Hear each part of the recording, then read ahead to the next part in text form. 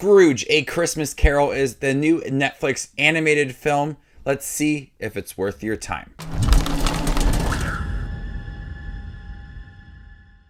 Hey everybody, my name's Justin here. I try to watch everything that hits theaters and on streaming services like Netflix. If you guys are like me, make sure to hit the subscribe button down below for more up and coming content. On Christmas Eve, miserly businessman Ebenezer Scrooge is visited by the ghost of his former business partner, Jacob Marley, and the spirits of Christmas past, present, and future in the hopes that he will learn the error of his ways. It's hard to create a Christmas Carol film that stands out from the rest. There seems to be a new version of the classic story every few years. Apple TV Plus just released a version of their own with Ryan Reynolds and Will Ferrell titled Spirited, but it's hard to make one that doesn't feel like it is the same exact thing over and over again. I love the story, and I'm always down to see a new version of A Christmas Carol, but there is enough in here to make it feel like it's a little bit different than other versions. This is a more lighthearted, subtle version, more accessible for children. Luke Evans, Olivia Colman, and Jonathan Pryce lend their voices in this animated film featuring plenty of songs. Evan provides the gruffness and annoyance that you would expect from Scrooge.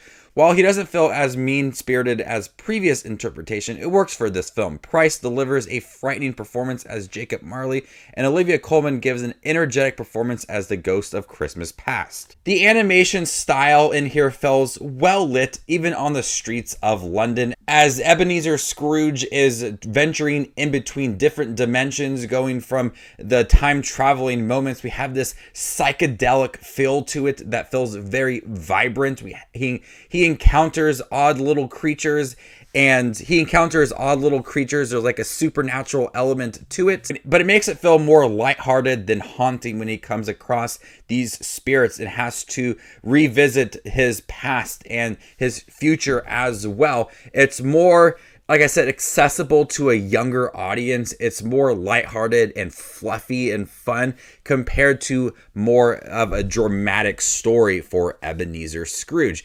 Even Ebenezer Scrooge, like I said, doesn't feel as mean-spirited. He's kind at times, like for a Scrooge character, he's a little bit kind.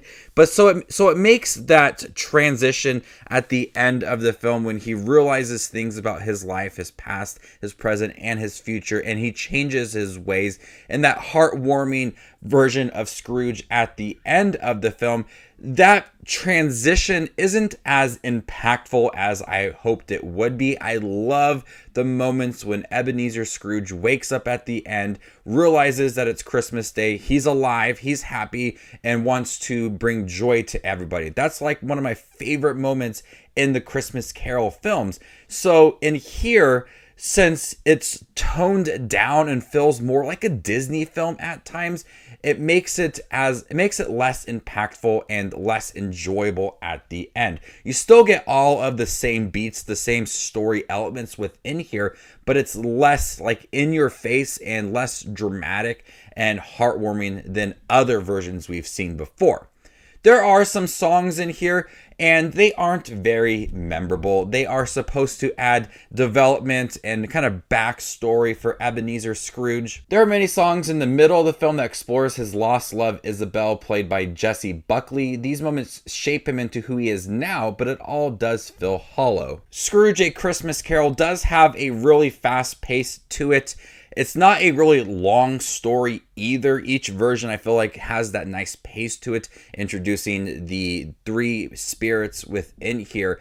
But the middle half is where they really dedicate their time. That's where you're supposed to have a lot of time in the middle to kind of see what went wrong in his life. And so the beginning does feel quick, the end does feel quick, but that middle part feels slowed down. And that's the best part, I think, because it does have that development for Scrooge, exploring his love and exploring when he was younger. Those are the right moments in here. The animation is bright and I like it. It has a unique look to it. It's very bright, very fluffy for the kids. It's accessible for a younger audience. I don't think my daughter would enjoy watching A Christmas Carol, pretty much any version that there is. She is young. Maybe the Muppets Christmas Carol, but this one she did watch with me. She enjoyed it. The quick pace to it the bright animation, the songs in here, the psychedelic time traveling moments. It makes it stand out from other previous versions. It's not as dark or as haunting as other interpretations.